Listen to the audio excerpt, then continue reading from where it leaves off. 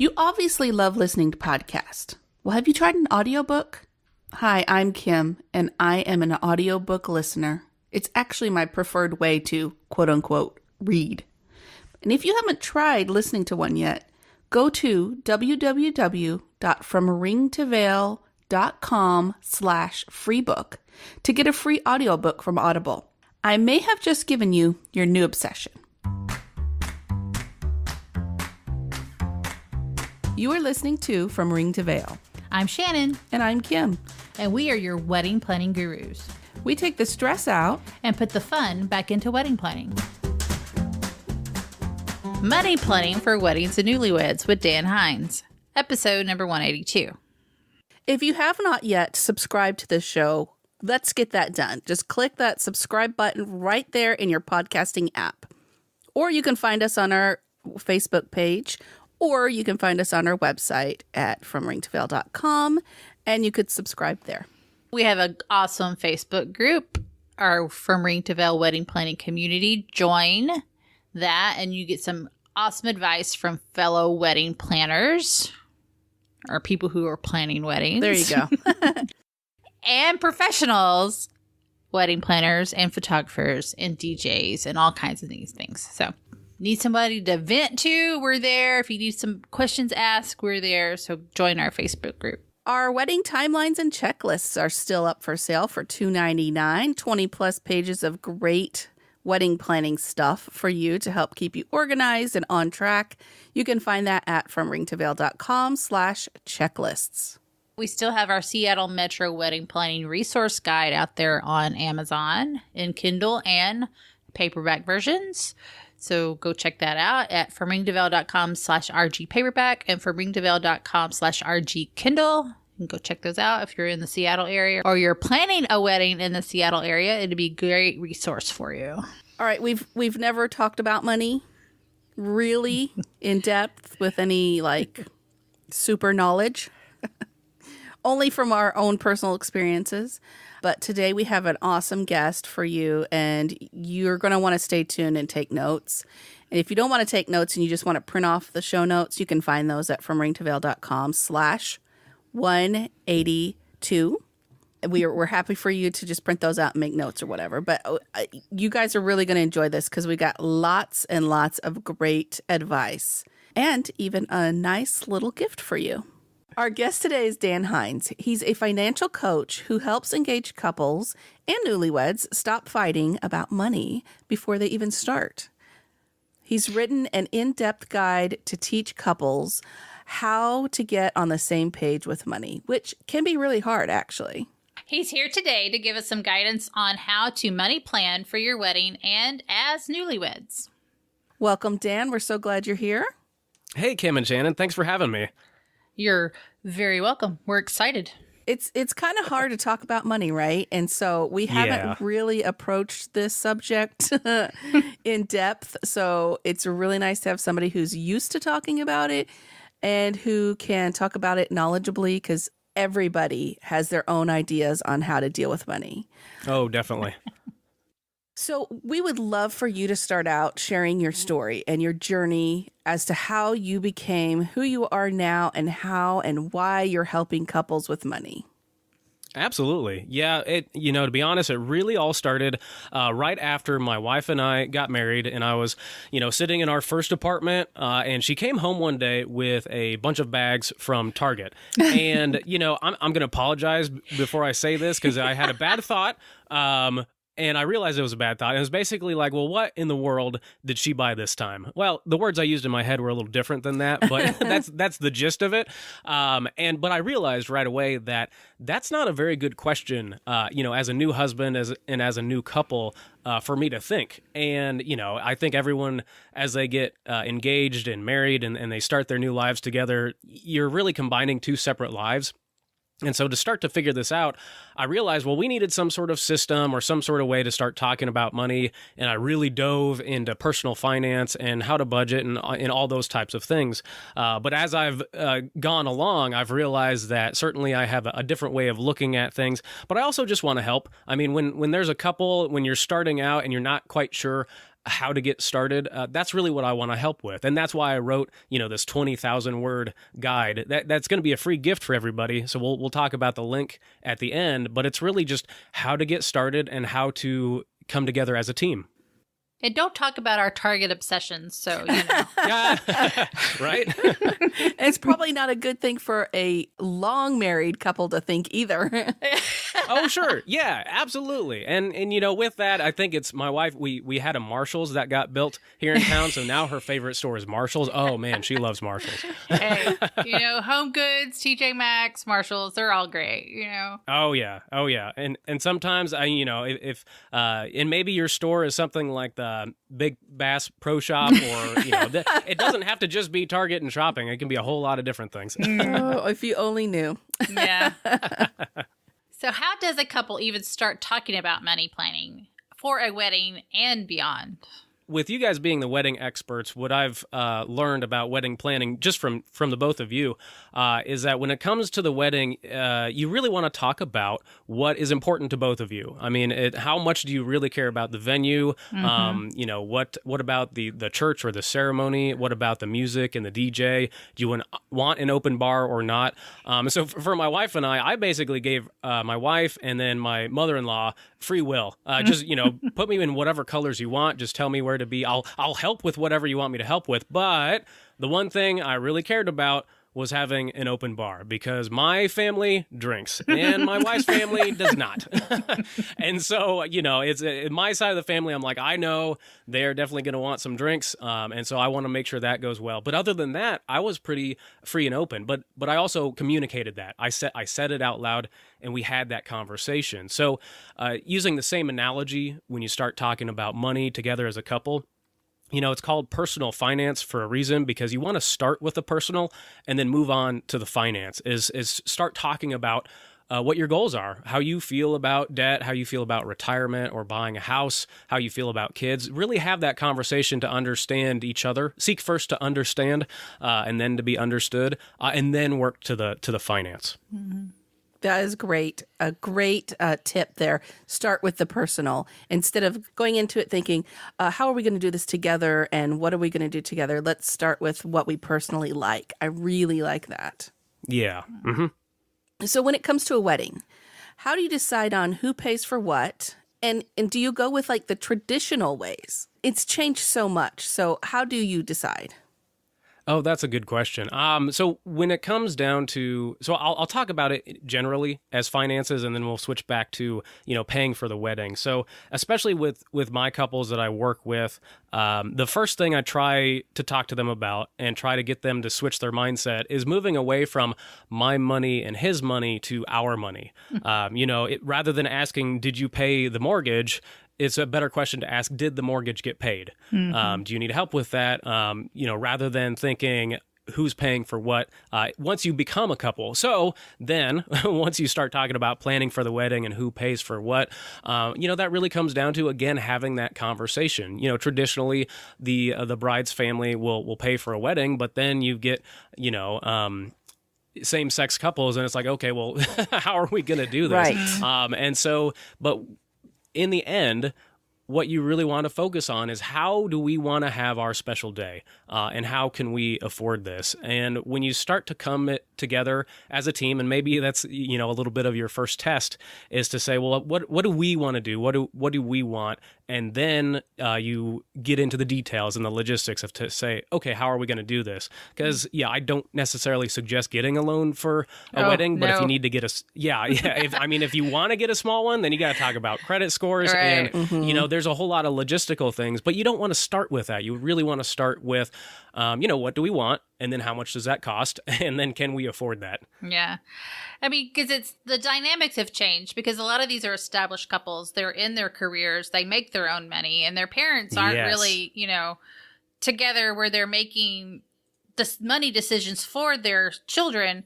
So it really kind of relies on the couple to say, hey, are we doing this together? Are we paying for things separately or whatever? So yeah, that's great advice. Yeah, and then you can also come together and put together a plan. Certainly, I don't have kids yet, but if I have a daughter, I might be a little worried about trying to write some sort of blank check for a wedding. But you could come together as a couple to say, okay, here's what we want, here's how much it costs, here's how much we can do, and then maybe you split the bill and say, hey, each side of the parents, you just give them one number to say, you give us this much, we'll handle the rest. And it, certainly then they don't feel like they're just another bank that you're taking or an ATM that you're taking money out of. Right. As we always say, that priorities, make sure you got your priorities straight in the wedding. What do you want? What is most important? Yes.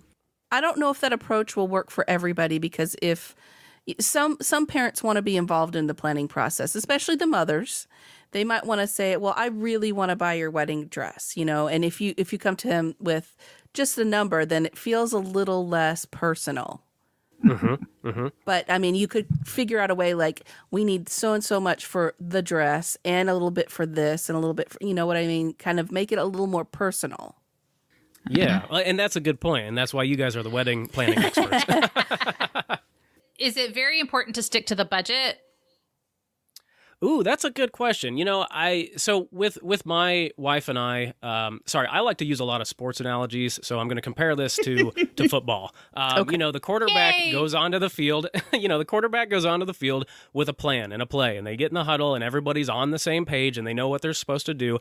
But the problem is you have 11 guys on the other side of the field that are paid millions of dollars to not let that happen. And so when it comes to your budget, it really is a plan, but sometimes you got to call an audible. Sometimes you got to switch things around. But it's always good to have that plan so that you're both on the same page. That way, when things happen, it makes it a lot faster to know what to do next and how to make better decisions. So that's just in general. When a couple is budgeting, I say it takes at least 3 months to get used to it. The first month is the worst because you're starting from scratch. There's a lot of guessing, and you're like, what if? But the second one, you make it a little bit better because you're not starting from scratch. And the third month, you make it a little bit better. And every month, you get better and better and better because there's less stuff to fix. You're making fewer mistakes. So the problem becomes with the wedding budget. Well, you only really kind of get one shot at this. And so I look at it as a plan, is to say, again, going back to the goals, we want a special day. We want something for ourselves and for our family to celebrate what we're about to do.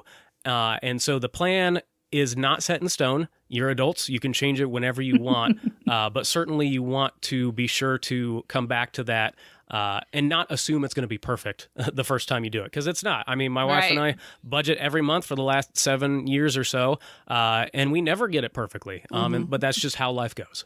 That's right. Sometimes you just need to increase that grocery budget because, sometimes there needs to be cake.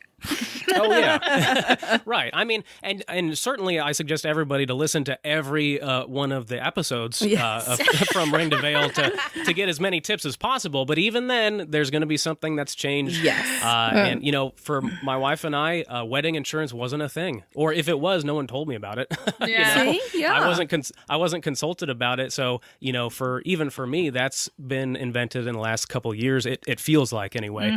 And that will happen in the future. Is you might have an idea of a number in mind, but once you start to look and ask people, it's going to change. So you need to be somewhat flexible with the plan.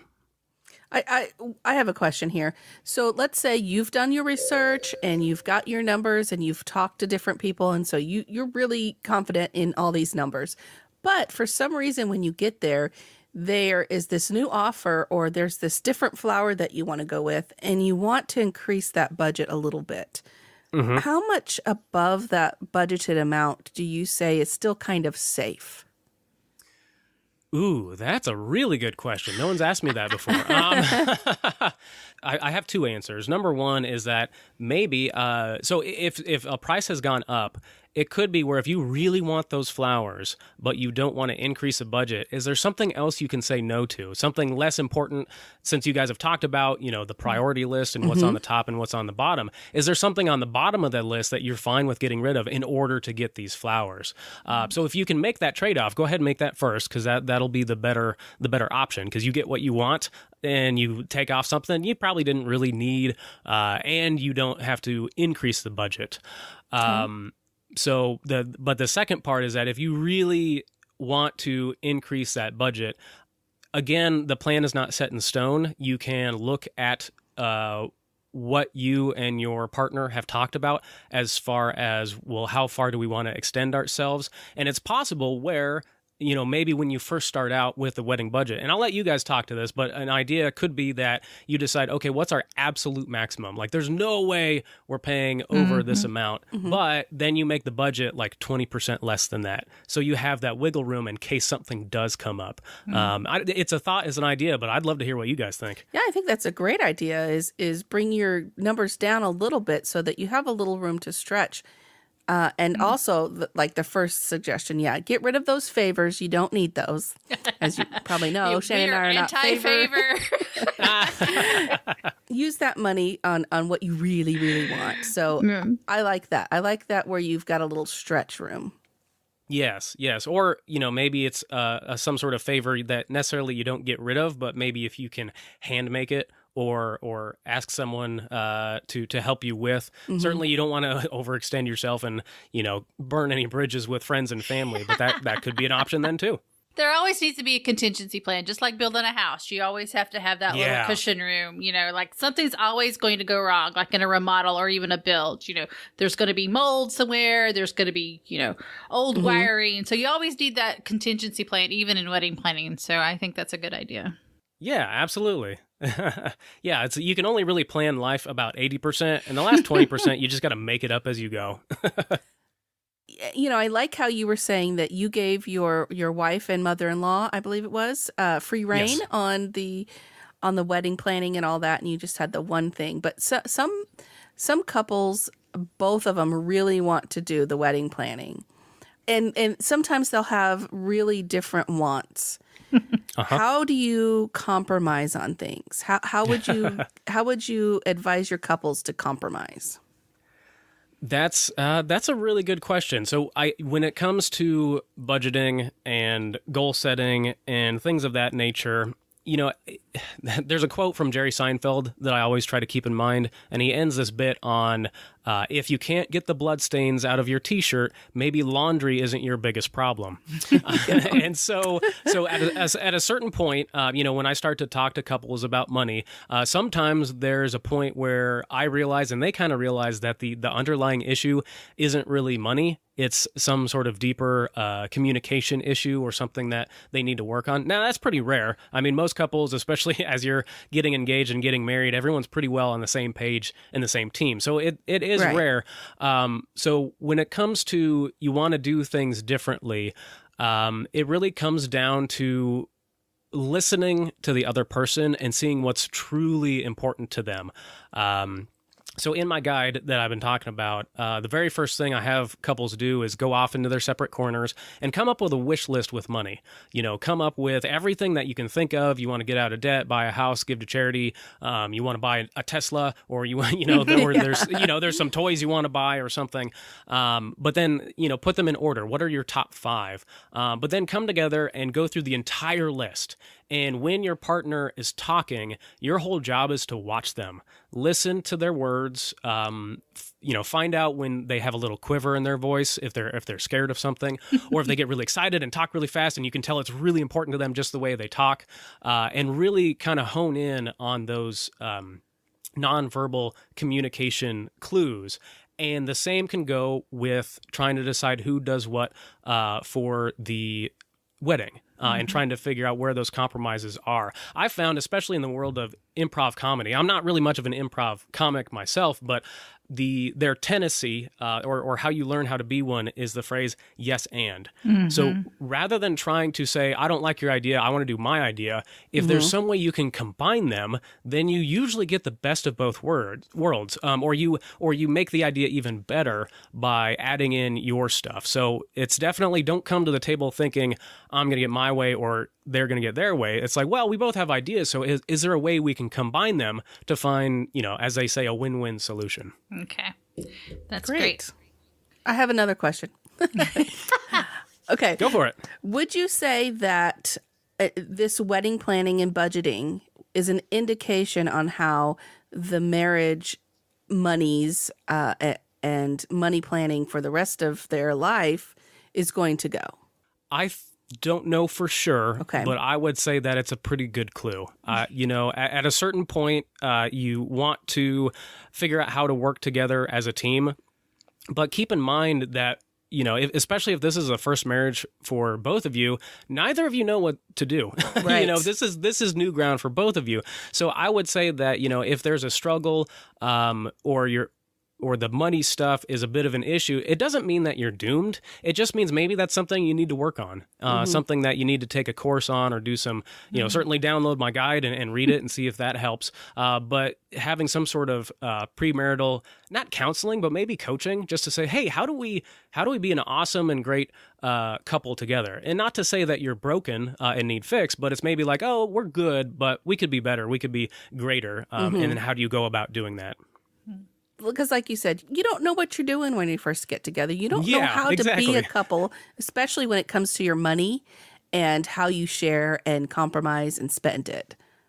Yes, and definitely have some patience and some grace, because you're both going to make some mistakes, and there might be a fight here or there. Yeah. But you're both figuring it out. I mean, my wife and I, like I said, we don't have kids yet, and so that's a whole nother adventure Yes. that we have not embarked upon. And certainly, I have two older sisters, and I do not give them advice on parenting because I have no clue what I'm doing. And so sometimes if there's an issue, rather than saying, oh, no, we're doomed, just take that as a clue to say, okay, this is something we should work on. Is there a book or a podcast or a guru or a guide or a coach or a mentor? Is there someone or something that could help us out become more awesome? Okay, so now we're really going into the money planning aspect of this Nice. conversation. I like that part. Not just wedding planning. This is... Sure. Okay. So as a new couple, do you advise joint or separate accounts or some type of combination of both? This is a really good question, because I actually wrote an article for Reddit that ended up making it to the front page of Reddit, which if you're a fan of the website, that's a big deal. And so, what I found from the hundreds and hundreds and hundreds of comments that were left is that there is no real one way to do it right. You can have a long and happy marriage having completely separate bank accounts. You can make them joint. You can have a combination thereof. And, my wife and I, when we started budgeting and planning together, everything was separate, which most couples, that's how it's going to start out anyway. But we were still budgeting and planning together. So really, number one, the primary goal is to start working together and start talking about money together and have some sort of budgeting system or decide on some sort of app. Because, once you get to the bank account type of stuff, especially with apps these days like Mint and EveryDollar and YNAB and envelopes, they can track and organize your bank accounts, but the software doesn't care where the bank accounts are. The software doesn't care if they're joint or they're separate. So that's more logistical stuff. So it's important. It could make your life a lot easier to get joint accounts. And that's what my wife and I did eventually. But we really got used to the conversation and the process of budgeting first. And then we started to optimize by, okay, let's have joint accounts so we don't have to track so much stuff. Let's get one or two credit cards that are joint credit cards. But before we got to that, our conversations switched from my money, your money to our money, and then the joint accounts just made sense. But I know there's plenty of people that want to do it different ways, and to be honest, that's okay. There's a lot of ways to do it, and so once you start having those conversations, the logistics of those bank accounts the answer starts to reveal itself on its own. Okay. Yeah, that's kind of how we started out with. Of course, we both had our own banking accounts and all that kind of stuff. But then when we got married, I was just like, let's just put this together because I'm not a money person. He is. I'm going to let him take care of everything. And it's worked great since. So everything is our money. It doesn't matter. And even though I'm not bringing in an income, it's still our money. And we pay for everything out of that money. I do a lot of work with the kids and the home and stuff. So I do, I bring value, but. Oh yeah, absolutely. But that's what worked for us. And for a long time I was thinking, how do people have separate accounts? How do they even make that work? Who knows who's paying for what and what's the percentage of what I'm at the house more. And I mean, to me, it was really confusing. For one, because I'm not a numbers person, and I just couldn't figure out how could people do that. But like you said, people do. Well, and coming back to football, if you're trying to think, well, how much do I get to take or how much do I pay? It's almost like you're being a wide receiver trying to figure out, how many touchdowns am I going to get today rather than how do we win as a team? And how many touchdowns do I need to catch in order to do that? Which the answer is a lot, but, right. But at a certain point, there's a mindset shift to say, okay, what's best for the family? What's best for us? What's best for the team? And when you have those conversations of what's fair to each of us, it's like, well, what's fair to the family is really what we want to get after. Right. Great nuggets of advice here. I'm loving this. Well, thank you. So money is the number one reason for arguments in at least the first year of marriage, if not throughout. What advice would you give our listeners to keep that argument from happening? Yes, and I outline this process again in the guide, and it really starts, as I mentioned before, to start with the personal and then move on to the finance, is to talk about your hopes and your dreams and your goals so that you, as a couple, are on the same page when it comes to the big stuff. And then once you figure out the big stuff, and in the guide, it shows you a process of how to pick, okay, what's the number one goal for you as a couple? Not to say it has to be the number one goal forever, but what do you want to start with? And then start the process of dealing with money. And then as your goals change or move, you can go ahead and move with it. And so with that, once you have that conversation about the big type of stuff, then you move on to the finance. That mindset of shifting to what's best for us, that usually stops a lot of fights because you focus on what you have in common rather than how you're different. If one of you is supposedly spending too much out shopping or spending too much for one thing or the other. Maybe it's, you're a gun collector or you're a fisherman and you there's a lot of toys and a lot of things that come with those hobbies. One thing to do is to make sure that those hobbies then aren't getting in the way of the bigger goals. And if you're spending money and having fun and it's not dipping into or trying to torpedo those bigger goals, well, why not have some fun? So, we'll talk about these as one of my tips, but having separate fun money, having money where some people might call it pocket money, where you have a certain amount in the budget and in the plan that you just get to spend how you want as individuals. It's my money and it's her money as a smaller amount, and there's no permission to that. You buy what you want with it and you go where you want with it. But as long as you don't go past that threshold, you don't go past that boundary and start to torpedo the other goals you have as a family, then yeah, go have some fun. That's all right. Okay. Thank you for giving us that permission. Yes, you're welcome. Am I going to get angry phone calls now? Or No, I have a I have a shoe and bag addiction. So yeah, that gets it's like, you got another bag? What are you doing? No, anyway. Yeah. Well, yeah.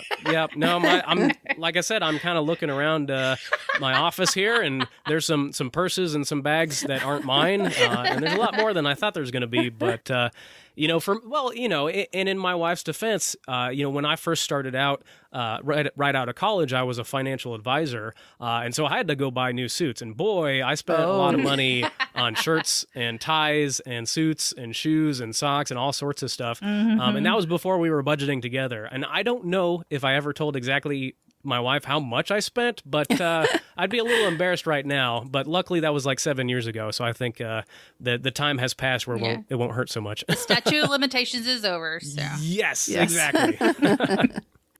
Well, I do have to share that I really understand what you're talking about in the terms of what's best for our family. So I've been married for over 20 years, and we recently started our own business.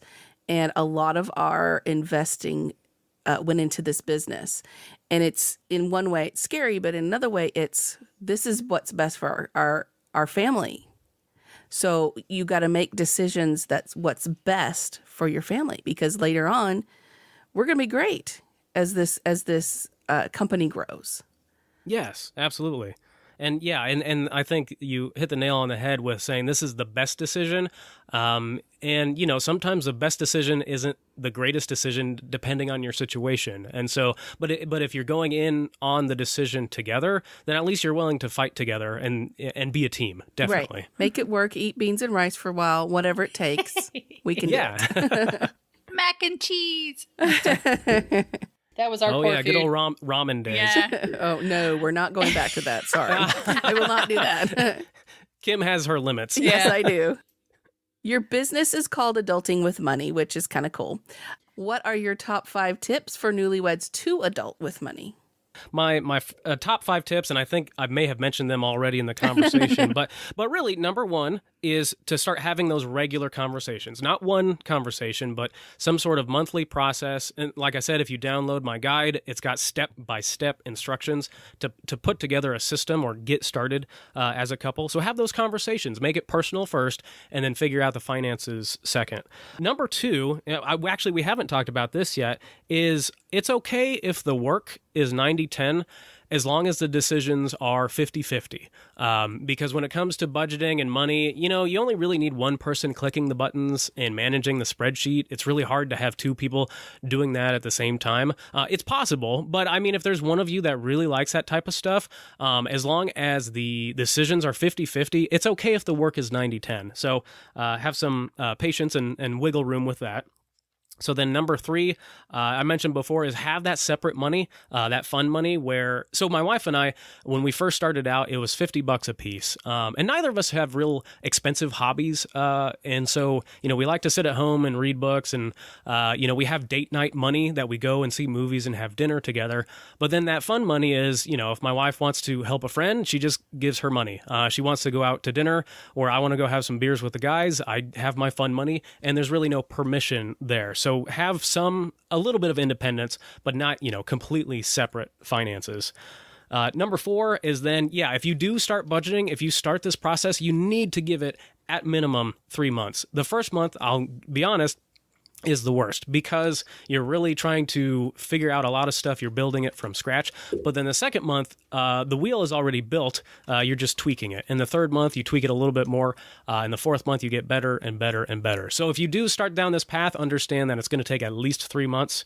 And then finally, the 5th tip is to be kind and flexible to each other. When you're getting married and you're trying to work with money and maybe there's an app that you're trying to use, you've got 3 new things you're trying to learn at the same time. And sometimes you don't know if it's a communication issue or if you just don't know how to use the software right, or maybe your budgeting process is a little off. So be kind to each other. Mistakes will happen, but you don't need to let them to turn into a fight. You can take those moments to say, okay, well, we need to learn something. Let's sit down and learn that, and then we'll do better next time. Awesome. Thank you so very much for all these tips and these golden nuggets. I love when we have guest hosts on to really get a little bit more in-depth conversation on important things, really. We actually had a guest host on that helped us talk about premarital counseling, which really makes sense to me. These are important issues that if you don't face, it could cause a problem. Yeah, my wife and I, we didn't go through any specific counseling, but there was a book called, I'd have to look this up, but it's 10 Great Dates to Go On Before You Get Married. Very long title, but there's the 10 chapters. There's a different topic, money, sex, kids, retirement, dreams, and you both read those chapters separately and then have a dinner or have a date, and that's what you talk about and just kind of go through, and over time you get used to it. So even for my wife and I, that was really nice to go through and see how that goes. So yeah, just in it, and like I said, you don't have to be broken. That's right. It's just you're already a good couple. You just want to be a great couple. So doing some of this premarital counseling or the financial coaching is more about just making you better. Exactly. So you've mentioned that you have a guide for our listeners. How can they get a hold of that? Yes. So it is a free gift. So you can go to adultingwithmoney.com/FRTV. So again, that's adultingwithmoney.com/FRTV. And what you'll get is you can download a PDF version of the guide, but you'll also get an extra bonus, which I'm sure once you read the guide and you're like, yes, I want to do this, then you're going to think, oh no, how do I get my partner to go along with me? How do I convince them? So there's a free worksheet that comes along with the guide to help you take that next step. Perfect. Thank you so much for offering that. We're very thankful for that. Well, and thank you so much for having me. You guys are awesome. Well, thank you. Where can our listeners find you? Yes. So the best place to go is to adultingwithmoney.com, where you can read my guide and download a PDF copy. There's a bunch of articles there. And you can, if you have a question, you can go ahead and shoot me a message. On Facebook, I'm Adulting with Money. You'll see my big smiling mug right there on Facebook. And so, yeah, go ahead and like me there. I do have a Twitter account, but I haven't been using it much. So the best place for right now is going to be Facebook and my website. And do you have a YouTube channel too? Good question. I don't have a specific YouTube channel. I did do, I was a financial coach for 2 local radio stations or morning shows. So if you want to go back and listen to a lot of advice and hear me on the radio from those times, you can go to YouTube, and if you search for Dan Hinz Coaching, you should be able to find, I believe I have a channel, and there's some playlists there, but I'm not putting out new content. Okay. But there's definitely a lot of fun stuff there to check out if you'd like even more advice. Thank you so much. And thanks for being here today. And thank you again, Kim and Shannon, for having me. This has been a lot of fun.